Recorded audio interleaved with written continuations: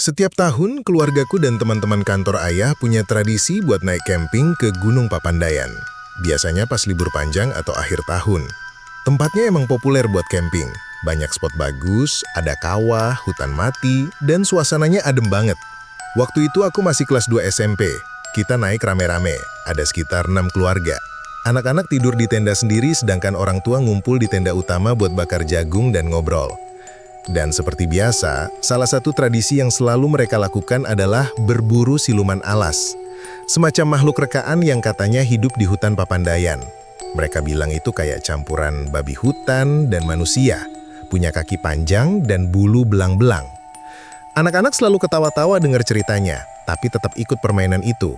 Intinya, kita dikasih kantong plastik dan disuruh menjebak makhluk itu pakai suara-suara aneh. Kita jalan ke hutan rame-rame, terus nanti orang tua bakal ngagetin kita dari balik semak atau pohon. Nah, malam itu, aku jalan agak ke dalam bareng 2 temanku. Tapi karena iseng dan pengen jadi pahlawan pertama yang nemu siluman alas, aku mutusin buat pisah sebentar. Aku masuk ke bagian hutan yang agak rimbun. Gelap banget walau bawa senter. Beberapa meter masuk, aku mulai ngerasa aneh. Sunyi banget, kayak nggak ada suara serangga atau daun gerak.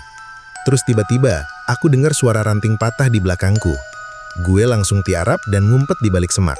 Awalnya gue pikir itu cuma salah satu orang tua yang mau nakutin gue. Tapi, yang muncul dari balik pohon itu bukan manusia. Wujudnya tinggi, lebih tinggi dari orang dewasa. Badannya kurus, jalannya aneh kayak ngesot tapi berdiri. Bulu-bulunya belang coklat dan hitam, acak-acakan dan mukanya entah kenapa mirip anjing tapi terlalu panjang kayak moncongnya rusak. Matanya merah, serius, merah banget. Dia jalan pelan, kepalanya gerak-gerak kayak nyumin udara. Pas dia berhenti cuma beberapa meter dari aku nahan nafas segila mungkin. Rasanya dada mau meledak. Beberapa menit kemudian, suara orang teriak dari kejauhan. "Raka, di mana kamu?" Itu suara ayah. Makhluk itu langsung nengok ke arah suara, terus lari. Tapi cara dia lari bukan kayak binatang biasa. Dia lompat jauh banget. Dan anehnya, gak ada suara tanah diinjak. Hening total. Ayah nemu aku akhirnya. Muka gue udah pucat, baju kotor karena ngeguling di tanah. Waktu gue cerita, dia cuma ketawa dan bilang itu pasti cuma salah satu dari mereka yang pakai kostum atau mungkin anjing liar dari warga sekitar. Tapi yang bikin gue makin yakin itu bukan anjing biasa adalah karena bertahun-tahun kemudian gue nemu forum horor di internet yang bahas soal makhluk yang disebut penghuni alas mati. Ciri-cirinya persis kayak yang gue lihat malam itu. Beberapa nyebut itu makhluk penjelmaan, ada juga yang bilang makhluk pengamat yang gak suka dilihat.